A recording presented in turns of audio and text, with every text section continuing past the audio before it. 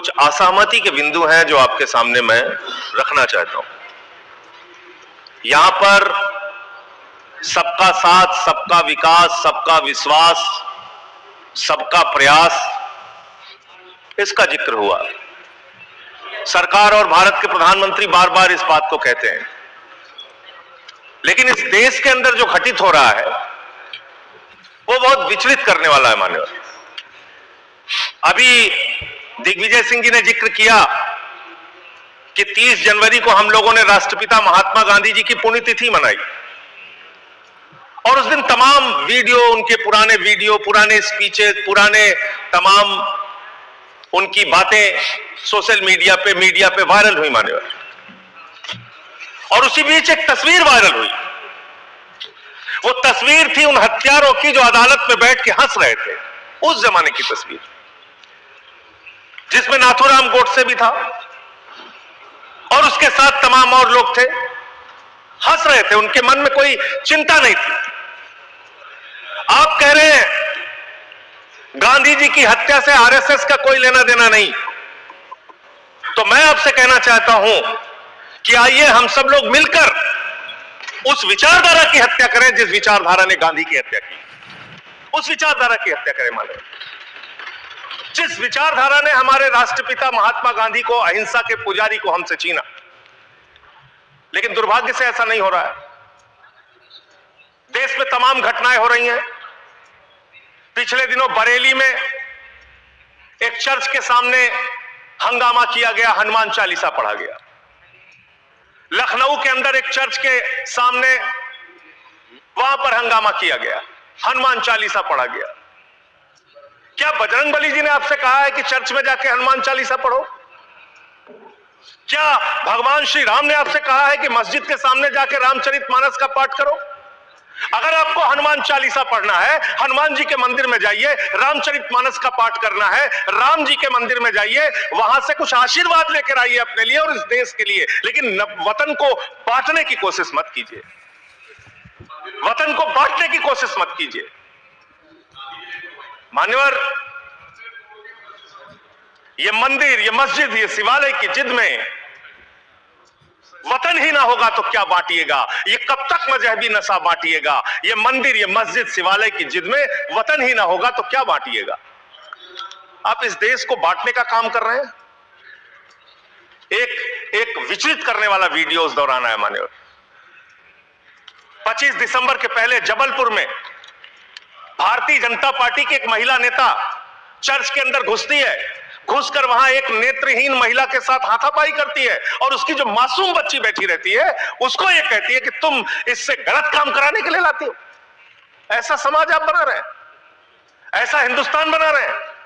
पूरी दुनिया में आप ऐसे विश्वगुरु बनेंगे।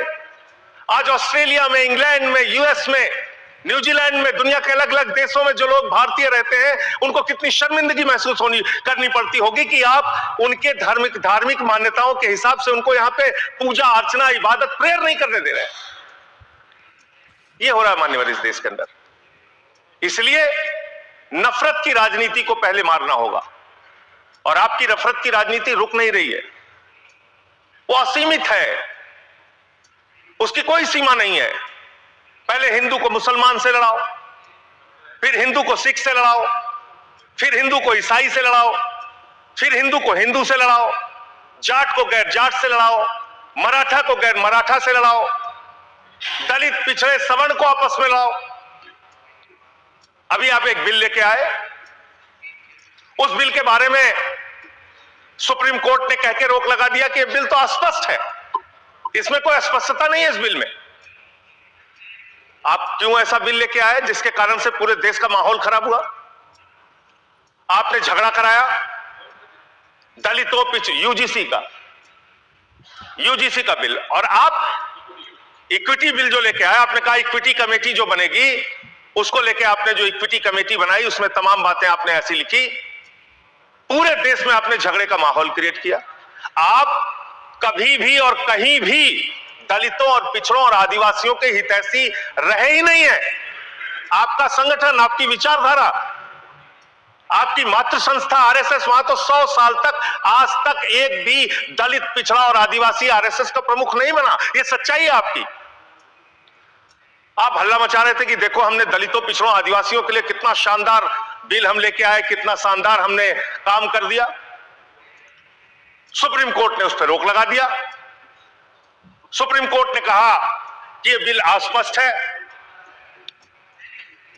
आपने इस देश के अंदर विश्वविद्यालयों में आरक्षण को खत्म किया है, यह सच्चाई है मान्यवर। दलित, पिछड़े, आदिवासियों के लिए जो प्रोफेसर्स, असिस्टेंट प्रोफेसर्स की नियुक्ति होनी चाहिए, 80% से ज्यादा पोस्ट खाली पड़ी हुई है विश्वविद्यालयों में। और जो चीज आपके हाथ में है, आप दलितों, पिछड़ों, आदिवासियों के हितैषी कैसे है? 45 सेंट्रल यूनिवर्सिटीज है, जिसमें से 38 केंद्रीय विश्वविद्यालयों में सिर्फ और सिर्फ सवर्ण जाति के लोग वीसी हैं और 7 में दलित, पिछड़े और आदिवासी हैं। तो आप बताइए जी, आप बताइए, आप मुझे बताइए, आपको 45 में से 38 सिर्फ एक जाति के, सवर्ण जाति के लोग मिल रहे हैं और बाकी 7 आपने पिछड़ा, दलित, आदिवासी बनाया और आप कहते हैं आप दलितों, पिछड़ों, आदिवासियों के हितैषी हैं। किसमें? मैं वीसी की बात कर रहा हूं, वीसी की बात कर रहा हूं, वीसी की बात कर रहा हूं। वीसी की नियुक्ति आप करते हैं, वीसी की नियुक्ति आप करते हैं। इसका मतलब दलित, पिछड़ा और आदिवासी बीसी बनने योग्य नहीं है, ये आपकी मानसिकता है।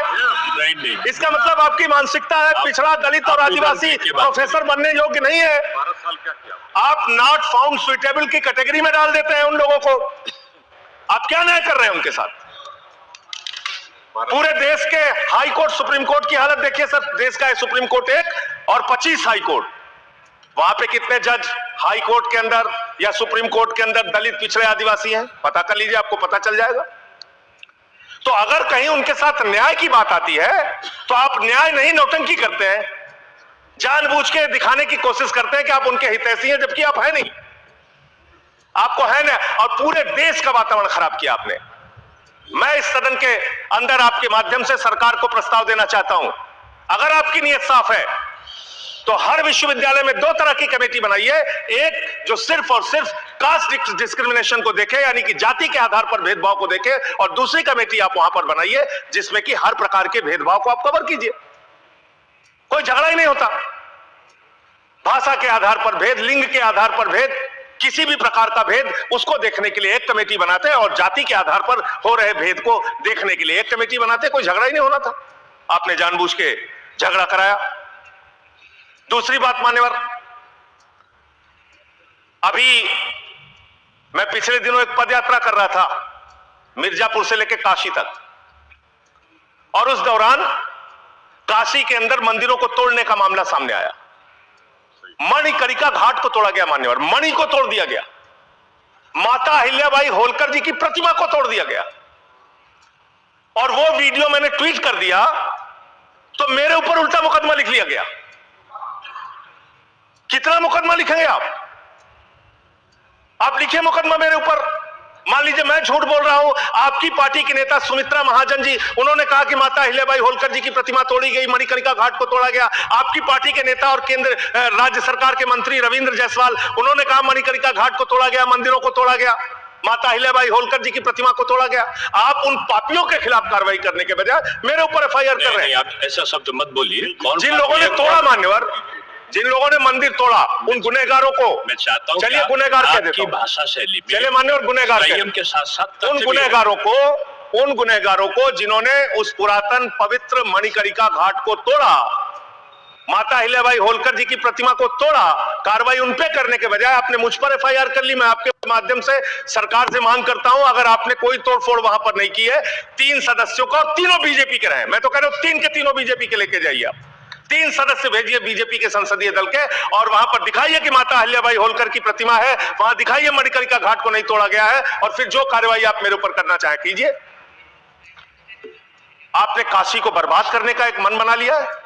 काशी कॉरिडोर के नाम पे आपने सैकड़ों मंदिर वहां पे तोड़ दिए, वहां पे शिवलिंग लंका थाने में पड़े हुए हैं। ये घटना अगर किसी विपक्ष के राज्य में हुई होती, आप पूरे देश में हंगामा कर देते, फसाद करा देते पूरे देश में। लेकिन आपने वहां मंदिरों को तोड़ा, पवित्र घाटों को तोड़ा। 54 देश के नागरिक आते हैं काशी में मान्यवर, वो वहां पे बिल्डिंग देखने नहीं आते, वो वहां पे आते हैं वहां के पुरातन मंदिरों को देखने के लिए, वो वहां पे आते हैं पुरातन घाटों को देखने के लिए, पौराणिक मंदिरों को देखने के लिए, वो इसलिए आते हैं काशी की गलियों को देखने के लिए। आप वहां तोड़फोड़ कर रहे हैं, जाके पूछिए वहां के लोगों से कितना गुस्सा और नाराजगी उनके मन में है। लेकिन आपको धर्म में भी धंधा करना है, हर जगह धर्म के नाम पे भी धंधा करना है, वो काम आप वहां पे कर रहे हैं। दूसरी बात, इस भाषण में शिक्षा की चर्चा हुई, स्वास्थ्य की चर्चा हुई, जल जीवन मिशन की चर्चा हुई, और कल बजट आया तो आपकी कलई खुल गई। आप विकसित भारत की बात कर रहे हैं, कह रहे हैं विकसित भारत बनाएंगे। कब बनाएंगे? 2047 में बनाएंगे। उसको 3047 कर दीजिए, 1000 साल बाद कौन पूछने वाला है सर? 3047 में हम भारत को विकसित भारत बताएंगे, 1000 साल बाद कौन पूछेगा? 2047 में कौन सत्ता में रहेगा नहीं रहेगा, लेकिन आप ऐसा शब्दबाज दिखाते हैं कि आप 2047 में आप विकसित भारत बना देंगे। कैसे विकसित भारत बनाएंगे? शिक्षा का बजट आप रखेंगे 2%, स्वास्थ्य का बजट आप रखेंगे 2%, यानी कि अशिक्षित भारत और विकसित भारत कैसे होगा? अस्वस्थ भारत और विकसित भारत कैसे होगा? आपने ग्रामीण विकास के नाम पे जो बजट का हिस्सा है उसको कम कर दिया, तो एक अविकसित ग्रामीण व्यवस्था के साथ आप विकसित भारत कैसे बनाएंगे? आपने किसानी के लिए, एग्रीकल्चर के लिए जो बजट रखा उसको घटा दिया, आप कैसे करेंगे विकास? विकसित भारत का आपका सपना क्या है? जिसमें लोग अशिक्षित रहें, जिसमें लोग अस्वस्थ रहें। आपकी आयुष्मान भारत की स्कीम की हकीकत क्या है? एक ही नंबर पे 9999 नंबर पे 10 लाख से ज्यादा लोगों का रजिस्ट्रेशन हुआ है, 600 से ज्यादा 625 करोड़ रुपए का फ्रॉड हुआ है, आपके सीएजी रिपोर्ट में आया आयुष्मान योजना के अंतर्गत। आपने जी राम जी योजना लागू की, उसमें आप कह रहे हैं हम 125 दिन रोजगार देंगे, और बजट में जो निर्धारण कर रहे हैं वो 125 दिन रोजगार देने के हिसाब से आप बजट का निर्धारण नहीं कर रहे हैं। इसका मतलब आपकी ये घोषणा है। पिछले साल आपने कहा कि अप्रेंटिस योजना हम पूरे देश में ला रहे हैं नौजवानों के लिए। अप्रेंटिस योजना में जो पैसा आपने सरकार की ओर से निर्धारित किया उसमें 95% कटौती कर ली, तो आप प्रशिक्षण नहीं दे सकते, रोजगार तो बहुत दूर की बात है। यह काम आपने किया। दूसरी बात, माघ मेला हुआ, बड़ी उसकी चर्चा हुई। आप हमेशा चर्चा करते हैं, महाकुंभ के बारे में चर्चा करते हैं, माघ मेला के बारे में चर्चा करते हैं, लेकिन वहां बड़ी एक अप्रिय घटना हुई, मान्यवर, बहुत ही दुखद घटना हुई। शंकराचार्य जी परम पूज्य अवमुक्तेश्वरानंद जी जा रहे थे स्नान करने के लिए, उनको प्रशासन के द्वारा उनको रोका गया, उनके शिष्यों को, उनके बटुकों को चोटी पकड़ पकड़ के घसीट घसीट के मारा गया उनको। और इतना ही नहीं, उनकी एक मांग थी कि अगर प्रशासन या सरकार मुझसे वार्ता कर ले और अपनी गलती मान ले तो मैं स्नान करूंगा। ना उनसे किसी ने माफी मांगी और ना ही वो स्नान कर पाए। बिना स्नान किए शंकराचार्य जी वहां से चले गए।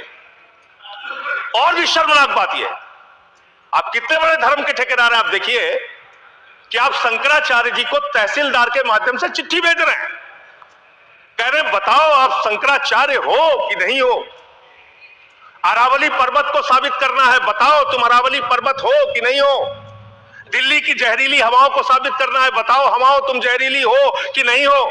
इस देश के मतदाताओं को साबित करना है, बताओ तुम भारत के नागरिक हो कि नहीं हो। और शंकराचार्य जी को साबित करना है, बताओ आप शंकराचार्य हो कि नहीं हो। जो लोग अभी तक 12 साल में अपनी डिग्री नहीं दिखा पाए, वो शंकराचार्य से शंकराचार्य होने का प्रमाण मांग रहे हैं। यह है आपकी धार्मिक ठेकेदारी।